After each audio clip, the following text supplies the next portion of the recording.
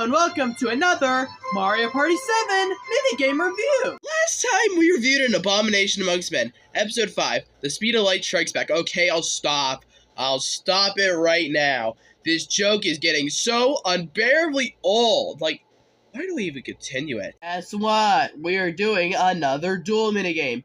Expectations are already low after the last minigame. Today we're doing Mad Props, our first one in the M's today. So let's get to it, shall we?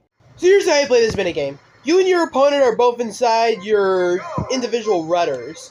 Your job is to try to make it to the end before your opponent does. You use the L and R buttons to rotate where you're going, which is actually more creative than most minigames. Like, they just use the control stick. Like, hell, it is pretty easy to just use the control stick. If you wanted to, well, add it into this minigame. Instead, they decided not to, and actually do something more complex.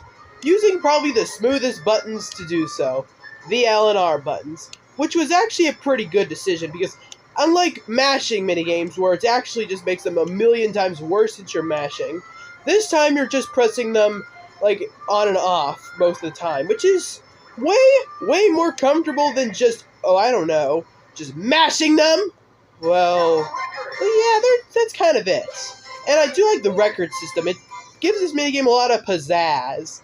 Because a racing minigame like this kind of deserves that, especially for how complex the controls are. I really wish I had more to say on this minigame, but not everything needs a complex review. But hey, this is definitely a minigame I would recommend trying out because, well, it just feels so original for a racing minigame of all things. Especially gives off that lazy river type vibe. This is a big improvement on light speed, and I will say that clearly. Because, after, what we had for light speed, expectations were at an all-time low for these dual minigames, but after this, it's gone back up. But yeah, that's really the best I could say for this minigame. A really good minigame that, yeah, it's one I can recommend to anyone who hasn't played a Mario Party before. Let's go to the overall thoughts, shall we? Overall, Mad Props is a pretty interesting minigame. I'm gonna say it right now, that the controls are already complex on their own. They could have easily just used the control stick to move.